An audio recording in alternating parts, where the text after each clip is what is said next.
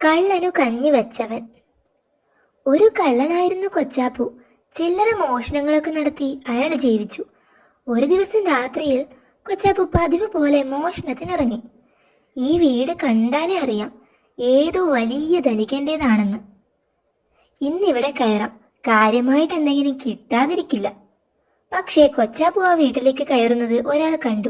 നാട്ടുകാരെ ഓടിവരണേ, കള്ളൻ കള്ളൻ, പിടിക്കവനെ, വിടരുതവനെ. നാട്ടുകാർ ചേർന്ന് കൊച്ചാപ്പുവിനെ പിടികൂടി. ഇന്നത്തോടെ നിർത്തിക്കോണം ഇത്. ഹോ, മടുത്തു. ഈ മോഷണം നിർത്തി വല്ല ജോലിക്കും പോകുന്നത് തന്നെയാ നല്ലത്. കൊച്ചാപ്പു വിഷമത്തോടെ നടന്നു. പക്ഷെ എന്ത് ജോലിക്ക് പോകും? ഒരു ജോലിയും അറിയില്ലല്ലോ. വിഷമിച്ചിരിക്കുന്ന കൊച്ചാപ്പുവിനെ മന്ത്രവാദി കിട്ടാപ്പു കണ്ടു.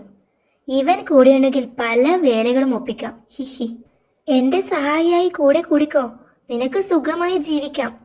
ഞാൻ പറയുന്നത് പോലെ ചെയ്താൽ മതി. അങ്ങനെ കൊച്ചാപ്പു മന്ത്രവാദിയായി കിട്ടാപ്പുവിന്റെ കൂടെ കൂടി. ഈ നാട്ടുകാരെ പേടിപ്പിക്കാനുള്ള ജോലിയാണ് നിന്റേത്, അത് ഞാൻ പറഞ്ഞു തരാം. മന്ത്രവാദി ഒരു നെരിപ്പോടുണ്ടാക്കി കൊച്ചാപ്പുവിന് നൽകി. ഈ നെരിപ്പോടുമായി നീ രാത്രിയിൽ നാട്ടുവഴിയിലൂടെ നടക്കണം. ഇടയ്ക്കിടെ തവി കൊണ്ട് തീപ്പൊരി വാരി എറിയുകയും വേണം. അത് ഞാൻ ഏറ്റു.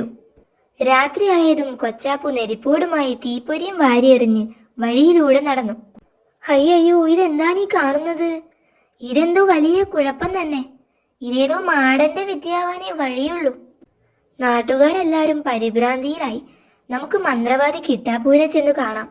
അതെ, കിട്ടാപ്പുവിനെ മാടനെ തിളയ്ക്കാനുള്ള ശക്തിയുള്ളൂ. കേട്ടിട്ട് ഇവനൊരു ഭയങ്കര മാടൻ തന്നെ. കുഴപ്പമില്ല, അവനെ തിളയ്ക്കുന്ന കാര്യം ഞാൻ ഏറ്റു. നാട്ടുകാർ കിട്ടാപ്പുവിന് ധാരാളം പണം നൽകി. നാട്ടുകാരെല്ലാം പേടിച്ചു പോയതോടെ കിട്ടാപ്പുവിന്റെ മന്ത്രവാദം പൊടി പൊടിച്ചു. അയാൾക്ക് ഇഷ്ടം പോലെ പണവും കിട്ടി. നാട്ടുകാരെല്ലാം പേടിച്ച് നേരത്തെ കിടന്നുറങ്ങിയതോടെ കൊച്ചാപ്പു മോഷണവും തുടങ്ങി. കൊച്ചാപ്പു നെരിപ്പോടുമായി കറങ്ങി നടന്ന് നാട്ടുകാരെ പേടിപ്പിച്ചു കൊണ്ടിരുന്നു. ഒരു ദിവസം, ഇതിലെന്തോ തട്ടിപ്പുള്ളതുപോലെ നമുക്കൊന്ന് നോക്കിയാലോ? മാടൻ വരുന്ന വഴിയിൽ നാട്ടുകാർ പമ്മിയിരുന്നു. ഇതാ കൊച്ചാപ്പു ആണല്ലോ, അമ്പട കള്ള, നിന്നെ ഞങ്ങളുടെ കയ്യിൽ കിട്ടിയടാ. നാട്ടുകാരുടെ പിടിയിലായതും കൊച്ചാപ്പു വിരണ്ടുപോയി.